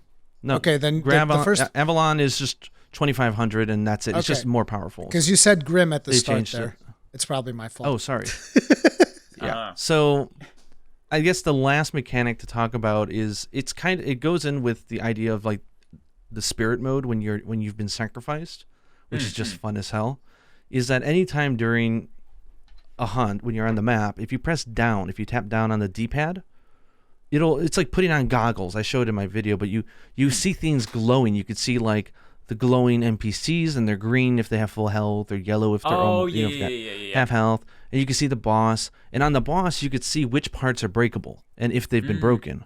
So I can immediately look at a monster. You can't attack or do anything in this mode, but I can take a quick peek. It's called Mind's Eye. You look and you go, oh, I can break both of his arms and I can break his tail. Okay, and you know what to aim for. And then you can say, did I break everything? And you look, yeah, got it. And then you can also, and you can tell the general health. It's like Monster Hunter. They don't show you the health, but because of how much parts you've broken, you kind of know. But you can always just tap Mind's Eye really fast and see their color. So once they're under like 80%, they're yellow instead of green. Once they're under 50%, they're orange. And then under 30% or something, they're red. Right. So you can get an idea of how far you are, and that will then influence your decisions. If you die, well, do I want to do a spell? Do I want to sacrifice a body part? Or do I just want to just pummel them and finish the quest? Because, like, did I break all the parts yet? Maybe I just want to focus on breaking all the parts because you can get stuff for that. Yeah. So you break those parts, and you get the rare spells that come out of those, which is fun. But you don't just get information on the boss; you get information on the map itself. So sometimes and the map as well. So all these hidden little like energy pools that if you walked past it, it would be like wah, and a little prompt will come up saying hold X to get a weapon, or hold X to restore weapons and stuff. You could see all those, so you don't have to guess where they're at. And there's also like weird things like there's little like it's almost like Mario Kart or F-Zero, like those like speed ramp things where like if you walk over them, you go really fast. There's circles on the map that you can't see normally that will like speed you up, and you'll run really fast and you'll move fast. Oh, so if you know where they're at, so that's all you think they do, Gaijin? No. So if you know where they're at, everything you do is faster there. So if you know where they're at, you can take the. Yeah, so if you want to go there and just start spamming a spell like crazy, like a long distance one, go run to the speed circle and just go, like, it's great. Or even just like a really quick heal or something. Like, it's really fun. Yeah. That's cool. And that's just more arsenal for you. So like every hunt is just like, I'll just quick look at Mind's Eye, see what's going on, get a grasp on what's going on, and then choose how I want to kick some butt. Nice. Sounds awesome. Yeah, like those. I think those last two things. Yeah, that's really cool. I like that. I like the whole. I mean, the Black Rat thing sounds really cool, but also just the fact that even if you're quote unquote out the fight, you're not out the fight. Yeah. I think that's a really really cool mechanic. Yeah. Yeah. I mean, for me, that was kind of the last thing that I needed to sell me on. Yeah. Definitely wanted to check it out. So. But I'll say like if you skip the story I'll go back to it later or whatever. I would tell people, I would recommend that you watch at least the story for the tutorial, the ordeal of the sorcerer, so you understand the premise. Yeah. And you can go back to the story later. You can just hit R to skip it and read it later. It doesn't matter. Because you can actually go, there's some quests that you want to go back, and if you had killed the villain or if you save them, it'll unlock a different quest path. Because it's a book, it allows you to rewrite history, so to say. So you can you can go and do the same quest again and just save them this time. So you're never locked out of anything, which is great. But if you were to ignore all the story and you just enjoy the battle mechanics, I think the game would be well worth enjoying. And I think you could probably get through the game in about 30 hours. I'd say if you wanted to take your time. The base game. The base. Not even, not min-maxing at all, but yeah. No. I mean, I'm at 170, and I don't think I'm anywhere. I would probably think I'm like 20% through the stuff I want to do. Maybe 15. Wow. But that's just because I'm having a really good time. Like, it's like Monster Hunter. I like all 14 weapons. I'm not just going to specialize in Lance, and that's all I'm going to do. Because then the game would be over, and I don't want it to be over. Gun Lance is the best weapon. So, anyway, it's just a shame because Sony never promoted this game. Yeah, they didn't do a marketing thing. They didn't even give a review copy to even IGN doesn't even have a review on this. No one. Really? And this is Japan studio, Marvelous AQL. These are the people who made Monster Hunter Stories and Stories 2 and God Eater. Like, Marvelous is a very capable developer. The problem is I don't think this game will ever get remade for several reasons. I'm not sure that IGN didn't get a review copy because, like, I got a review copy. Pretty sure that anyone who wanted one got one. I looked; they don't have a review of it. Yeah, but that doesn't mean that they don't review all the games they get. You know? Oh, okay. Well, I'll just say this: if you go on Rotten Tomatoes, you'll find like no one reviewed it. Yeah, because they just didn't, and most people didn't know it existed. Yeah. And there's like almost no articles. The first game they did a little bit of PR, but it came at a very bad time when Sony was ignoring the Vita, and it was just a rough time for the system. The reason why I'm scared that it'll never get a remake is this is the one game that deserves a remake, if anything does. Like, I would actually recommend going and buying a Vita just to play this. That's get insane. a used Vita. I know in some countries though that's not an option, so I might actually do a playthrough on my channel of this so they can watch the game. That'd be cool. Yeah. But it's a fun game to play. So it's a good action game. And that's why I like to say it's like Devil May Cry, but there's no combo systems, but it's simple combat like Dragon's Dogma, but there's just so much fun you can have with it. It's just and it's not nearly as complicated mechanically as Monster Hunter. So I enjoy it quite a bit, but the problem is that the man who came up with the concept of this game, just the idea, is Inafune. And he has been a little disgraced due to the fiasco, which was the Mighty Number 9. But the thing is, I want people to remember that, one, that he is the conceptualizer. He's not the director. He's not the producer. He didn't do, like, they got a director to do this game. But he had the concept, and the concept is really good, and it's very strong. And the thing is, like, if you think about it, he created basically the hunting genre. Like, think about it. I was thinking about this earlier when I was doing a walk. I was like, Mega Man is like the game that he helped run, right? That's his baby, Mega Man. And so Mega Man is like the original Monster Hunter. You're focused on taking on bosses and gaining their powers as attacks to use on other monsters. It is like spiritually. It's a little far-fetched, but I can see I would say fundamentally getting the power of a boss and as an attack, or as like getting their weapon and then using it against another major boss, that's Monster Hunter in its most basic form. And this is a very crude, like regular Nintendo, but it's basically, like, it's I see the roots of the DNA starting there. And so, like, I think there is, maybe he's tuned into that idea, but it works very well with Monster Hunter, this idea of bosses are your gear, bosses are your weapons. You become them, you get to equip them, and their attributes reflect their personality, their movements, and what they do. And that's what echoes to us Monster Hunter fans, right?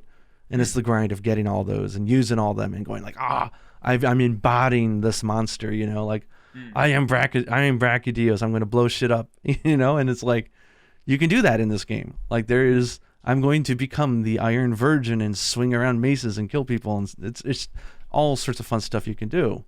And I think I've given my elevator pitch, but I like. It's just so wrong that this game got treated the way it did. Yeah, and it was. I mean, it was released on the Vita. Sony was ignoring it. They didn't even tell people about Delta, which was basically, I said in the video, Inafune is like, look, we want to make a sequel. But we also know from fan feedback from the first one, there's so much more we could have did better, even though it was a fantastic, amazing game, and we want to expand on it. So like what they did was they made Soul Sacrifice 1.9. They made an expansion, like a G rank expansion. It's basically a G rank. But they also restructured and remade the base game as well. So you cannot read a Wikipedia for Soul Sacrifice 1 and apply it to Soul Sacrifice. Even the quest names and structures are completely different. And they put all that effort into making this the perfect execution of their idea. And it's such a beautiful game. People are like, I played the first one, didn't even hear about Delta. What is that? I'm like, oh my. Yeah, exactly. Make me fall out of my chair at this point. I mean, I didn't even play the damn game. I'm the worst one here. And I didn't know about Delta, but I knew about Soul Sacrifice and I didn't play it. Like, shame on me. But the fact that I'm happy that in my lifetime I got over it and I was able to find it. It's been a hugely enjoyable experience, and the story and the music. It was composed by the guy who did Chrono Trigger. Come on, like, its music is epic as hell. The soundtrack is booming. They just go put in Soul Sacrifice Delta and listen on YouTube or something. It's like, holy crap! These tunes will you got like soundtrack, because the composer likes to do these like kind of like Celtic kind of like emotional songs that are very spiritual. But he also does like hard rock, like Makino-san type of like Dragon's Dogma, Dark Souls, heavy stuff. And it's a mix of that. And it's a fantastic soundtrack. Great voice acting, great localization. I just cannot sing the praises of this game anymore. It's just the fact that I'm enjoying this. See, Monster Hunter Rise to me is kind of like a special thing because that's my co-op game of the year. Because I played it with my daughter, and you can't recreate that type of awesome experience with any game. That's just amazing. But as my single player experience, I'm going to give my game of the year to this one. I like it that much. Nice. I would actually choose to have a remake of this before we see Dragon's Dogma 2 if I had a choice. Wow. I think it's that shat on, yeah. Yeah. The thing is, the game, it's not that was bad received. It just wasn't received. It wasn't received at all. Yeah. If people knew about it, it would have been reviewed great. At the time, I probably had like, I don't know, maybe 5,000 subs or 10,000 subs, and I was screaming, this game's so good! You guys have no idea! Oh, dear. And I'm scared of the day that Sony shuts down the Vita store because they threatened to do that, right? And there was backlash, and they're like, okay, we're not going to do it. And I know right now they've taken off some of the payment methods at the end of this month. Like you won't be able to use credit cards or PayPal to charge your digital wallet on the Vita or PS3 store at the end of this month. You can still do it online. You could charge your wallet and then use it in there. So they're not taking away the ability to buy games, but it is step one towards the end. And here's an interesting thing that happened to me when I went to record that footage. I swapped the card from the Vita to the PlayStation TV. And I do that all the time. It didn't update the licenses. So basically, it wouldn't let me launch Soul Sacrifice until I went to Network and activated the licenses. I had already played Soul They had a weird hiccup the other day, so it might have been that. Yeah, but it's like when they turn off the store, well, that's it. It's over, dude. Well, the thing is, this game was not released physically in the West. Yeah. At all. It was digital only. And they just threw it in the list of all the DLC and the regular games, so people don't even know what it is. So Soul Sacrifice Delta is digital only, so it's like people can only get this now. I don't know how long they're going to be able to buy this for. It's going to be a crime against humanity when it's taken off. They did release an English version, but only in Taiwan and Hong Kong alongside Chinese versions. So it's rare enough to find that. So it's like, crazy.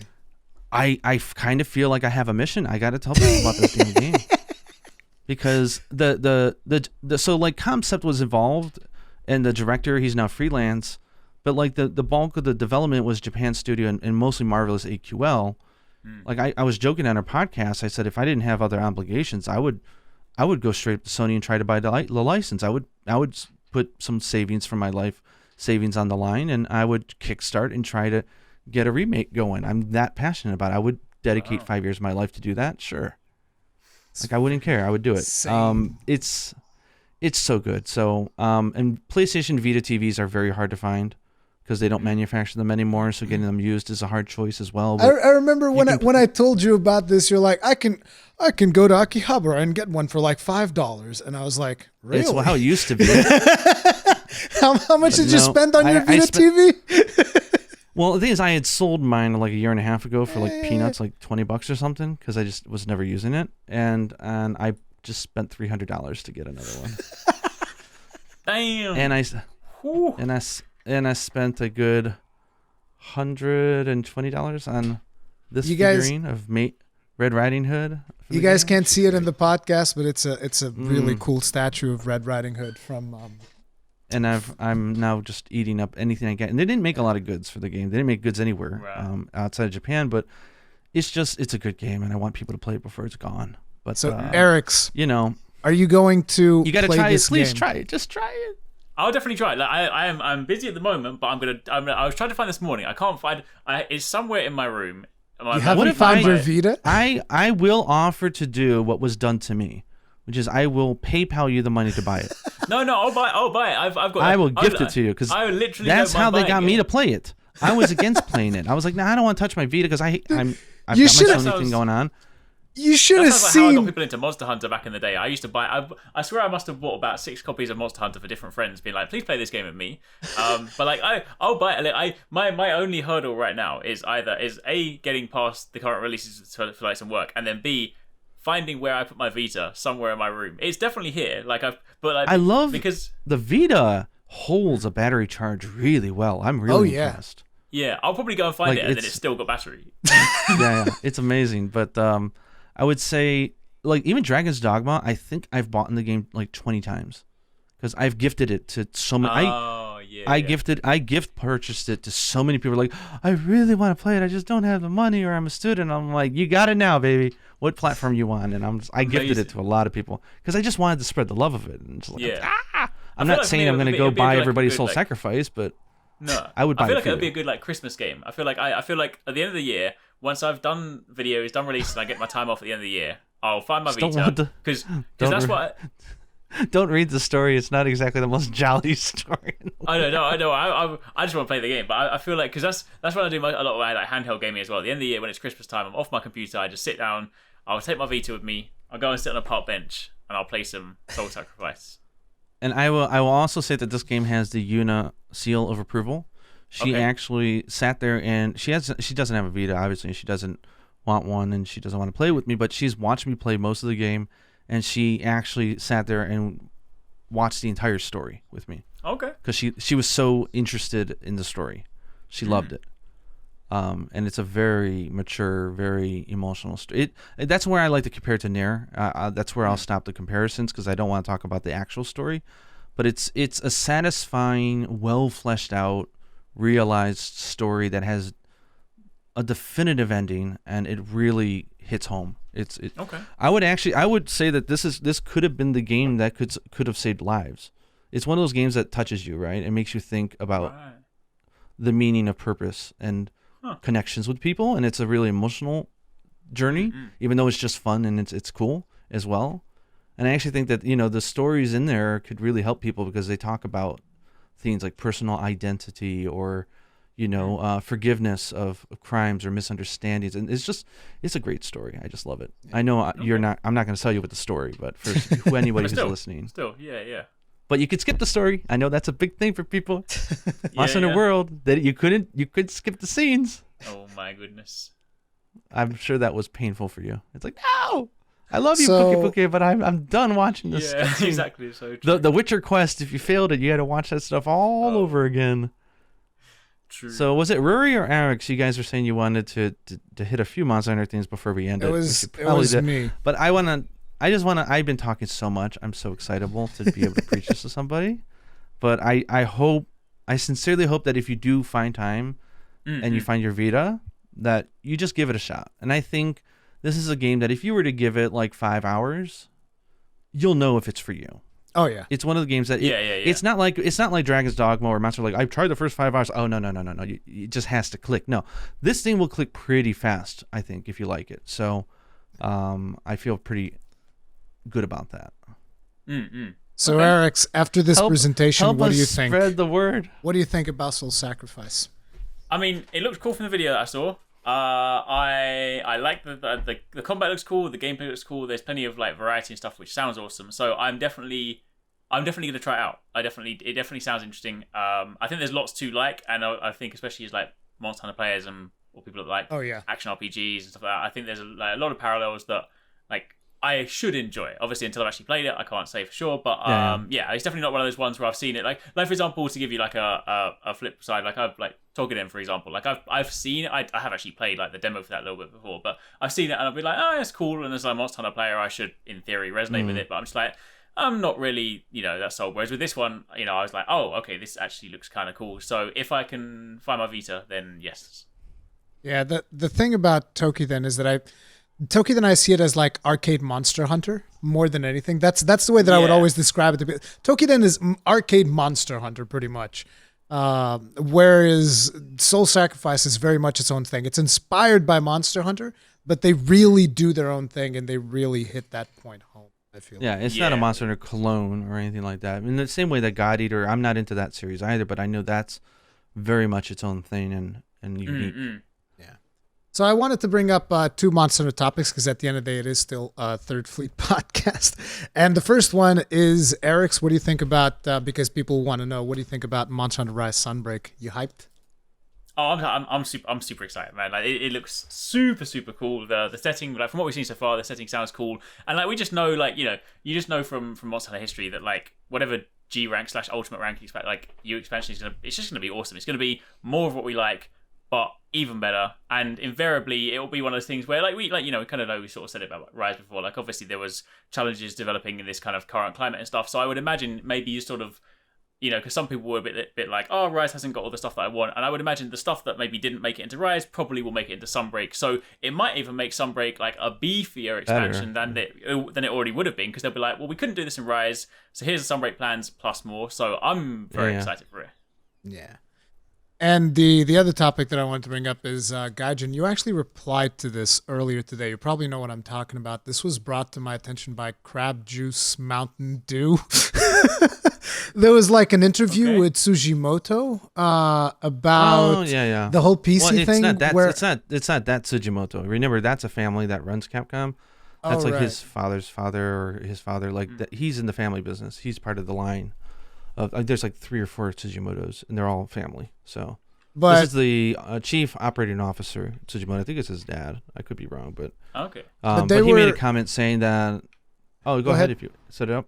No, I was just saying basically it was like they were saying something about how they're going to be focusing on the PC market a whole lot more than they've been up until this point. At least that's the way that I've interpreted it. It almost seems like the way that this article was posting it was like they're switching focus to the PC market, but I don't think that was the case. But what was your take on it? Because you actually read it and you understand Japanese, unlike me, so... Yeah, I mean, I don't think the takeaways in English are horribly off. I mean, I think it's pretty accurate. I mean, he's basically telling people, look, all the Japanese game companies, a lot of them were trying to jump on to expand their business because the console market wasn't growing so much, and once it still has, unfortunately, no matter how much they try to do DLC or, updates, you still get the majority of your sales in the first few months, right? Yeah. That is the console experience. So they've been noticing, a lot of companies, even them as well, try jumping on mobile as another way to secure cash flow and just creative success in the company. And that hasn't been working out for everybody. But the thing is, they've been naturally noticing a very solid performance on the PC market for their efforts. To the fact that they said that, Resident Evil 7 has sold over 1 million in the last year on PC alone. And it's just continuing to sell. And they're realizing that PC is a very viable market, and he foresees a market shift in which more players in the world will start adopting PC for gaming. Perhaps maybe in Japan, but they need to fix the distribution issue before they can dream about that. Because since Japan is so big on the handheld market, next year they got the Steam Deck, so they're gonna be like, well, they continue to play handheld games and PC games. So there we have it. So he said, look, I think we see substantial growth. It's not just a thing, it's a trend, and it's going to become a thing. We're going to double down on PC, which probably sounds like they're going to start doing day-to-day releases on PC, which is exciting. And think about it also, no one really knows the future of streaming as an additional platform. If you make a PC version, you're ready for that already. Yeah. So PC versions have flexibility. So, and it allows a team to really craft something at high level that's also scalable, right, for different platforms. So PC is a different pipeline, right, to focus and say, we're going to specifically add PC to the list of first-class citizens on our major list of what we're developing for changes the development pipeline. It's a huge investment, but he thinks it's by, I think he said the end of next year, he thinks that it could be 50% of their sales, and the other 50 being console and handheld and mobile. He thinks a PC could easily be half. He wants to bet on it. So all that tells me is that they're going to start really focusing on also getting PC versions out there, which is good news. Yeah, it's very good news. I think it's important to emphasize that when Gaijin said Resident Evil, he said Resident Evil 7, which some people might think, oh, Resident Evil, you mean the latest one, Village or whatever? No, Village is Resident Evil 8. This is Resident Evil 7 that he just said sold 1 million copies last year. This is a game from, if I'm not mistaken, 2018? I think it's 2018. I'm pretty sure Resident Evil 7 is, it's either 2018 or 2017 even. So this is a pretty old game. Not super old, but like it hasn't come out like last year or anything like that, and it's still selling consistently. I guess the point is that video games tend to have a longer tail on PC because of like Steam sales and whatnot, and people still go, because like I still see people going back and commenting on like my Monster Hunter World tutorials, and I'm sure you're probably seeing this as well, right, Arekkz? Yeah. People, the funny thing on YouTube is about people going back and commenting on old videos, but they forget to look at the date of the old video. So they'll often call you out, like, imagine there's something that's happened and then like a patch has changed something. I'm like, this doesn't work anymore. I'm like, yeah, this video was also 5 years old. Why are you commenting this in 2021? I know this. It used to be like I did a video on like all the armor sets in Breath of the Wild, and then like they released DLC, and people to this day still comment like, this is not all the armor sets. I'm like, well, it was when I made the video. People are just like, yeah. But it has definitely been something that I've been feeling with Monster Hunter, like more and more people discovering World, and even people jumping into Rise like recently. Like I've seen comments of people saying, "Oh man, this was really useful. I just got Rise like last week or something." Although Rise is not really relevant for the whole PC discussion, but you know, I think that with the pandemic, people are just like buying more games, and with the ridiculous sales that we have on PC, I think it does make sense that it will have a longer tail for time to come. Yeah, and especially with it's also no availability on PlayStation 5. There's also that. It's availability, and also it's the fact that it's an enhanced experience if you have the hardware. Yeah. Which is that's a good proposition. And definitely. And Sunbreak is actually going to be the first day-to-day simultaneous Monster Hunter that's day-to-day PC and consoles. I mean, it's an expansion, sure, but you know, it's probably going to be like a I just hope version. I answered the thing. I wanted them to say that they're going to add cross save, because obviously they're not committing to that, but they had a survey saying, hey, do these things matter to you? And I'm like, okay, but yeah, I want cross save because I'll play it on PC. And I'm like, no, wait, that means I have to buy a new gaming PC for my daughter, and that's a lot of money. No, don't do it. But okay, so anyways, I thank you so much for this went 3 times longer than I thought it would, because I'm just yapping and preaching. No problem and I'm sure Yuna's looking at me like, dude, what's going on here? You said you're going to buy donuts. It's 8 p.m. So I got to go and get some Mr. Donuts. Keep her happy. But thank you for listening to us. And I do sincerely hope you try it. And again, I think just a few hours, you'll know if it's going to click. Yeah. And if it doesn't click, it doesn't click. But if it does, and I think it will, I'll go on the mission to find my Vita first. I'll definitely do that. Find the Vita. Start emptying out my cupboards and stuff. Quest accepted you a Vita right now. So, Arekkz, what are you working on in the next couple of days and weeks? Today this is ended in a good time, because in 2 hours kicks off the Metro. Well, not in 2 hours by the time this video goes out, but Metroid Dread is out this week, so the embargo lifts soon. So I get to drop a little cheeky preview.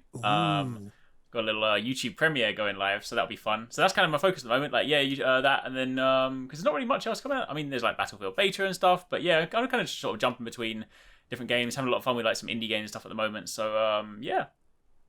Cool stuff.